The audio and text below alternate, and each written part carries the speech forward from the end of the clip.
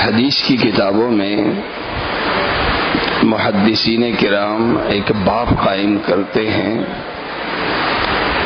باب الفال والطیرہ۔ اس باب کے ذیل میں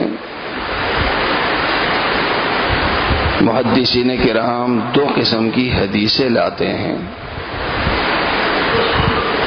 ایک حدیث کا تعلق، کچھ حدیثوں کا تعلق ذہن کی تسکین سے ہے، اور کچھ حدیثوں کا تعلق تدبیر اور احتیاط سے ہے۔ بڑی سی بڑی بیماری ہو، اس کا مقابلہ کرنے کے لیے ایک مسلمان کا ذہن کیسا ہونا چاہیے؟ خوف اور مایوسی کا ہونا چاہیے یا خدا پہ اعتماد کا ہونا چاہیے؟ اسی باب میں سنن ابن ماجہ کی روایت ہے، حضرت جابر بن عبداللہ رضی اللہ عنہما کہتے ہیں کہ اللہ کے نبی صلی اللہ علیہ وسلم کے وقت میں 6 بیماریاں لا علاج سمجھی جاتی تھی۔ ان میں سے ایک بیماری جذام کی بھی تھی، جیسے طاعون ہے، جذام ہے، برس ہے، 6 بیماریاں ہوتی۔ تو یہ ان 6 بیماریوں میں سے کسی بیماری میں مبتلا شخص اگر کسی کے ہاں آتا تو لوگ اس سے ایسے بھاگتے تھے جیسے کوئی خودکش آ گیا ہو۔ اللہ اس کا یہ ہوتا تھا کہ بیچارہ جو بیمار ہوتا تھا، ایک تو اس بیچارے کو بیماری کا غم، پھر دوسرا غم کہ لوگ اس کا بائیکاٹ کر رہے، تو وہ اگر ٹھیک ہو بھی سکتا تھا تو لوگوں کے بائیکاٹ اور اندر کے خوف کی وجہ سے بیچارہ جلدی اللہ کو پیارا ہو جاتا تھا۔ جناب رسول کریم صلی اللہ علیہ وسلم نے صرف احادیث کے ذریعے نہیں بلکہ اپنے عمل کے ذریعے اس تصور کو ختم کیا، اور حضرت جابر بن عبداللہ رضی اللہ عنہما کہتے ہیں کہ مدینے میں جذام میں مبتلا ایک شخص آیا اسلام قبول کرنے کے لیے۔ اللہ کے نبی صلی اللہ علیہ وسلم نے نہ صرف اس کا استقبال کیا بلکہ اپنے ساتھ کھانے میں شریک کیا۔ کھانے میں جب شریک کیا تو اب وہ پیچھے ہٹ رہا ہے کہ میں بیمار ہوں، میں بیمار ہوں، مجھ سے تو لوگ بھاگتے ہیں۔ اللہ کے نبی صلی اللہ علیہ وسلم نے اس کا ہاتھ پکڑا، اپنے ساتھ اپنی پلیٹ میں اس کو شریک کیا اور فرمایا کل ثقۃ باللہ وتوکلا علیہ، اللہ پہ اعتماد کر کے، اللہ پہ توکل کر کے کھاؤ۔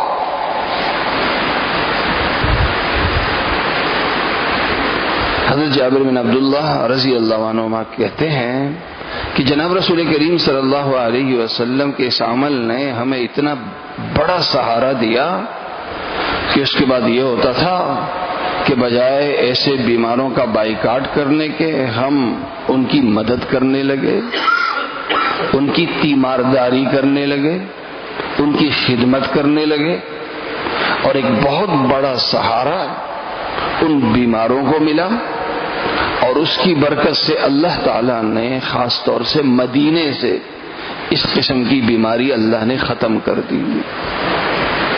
تو ایک بڑی چیز، ایک وبا ہو، وائرس ہو، کوئی متعدی بیماری ہو، جیسے میں نے عرض کیا نا، جیسے برائی بانجھ نہیں ہوتی تو بعض بیماریاں بھی بانجھ نہیں ہوتی۔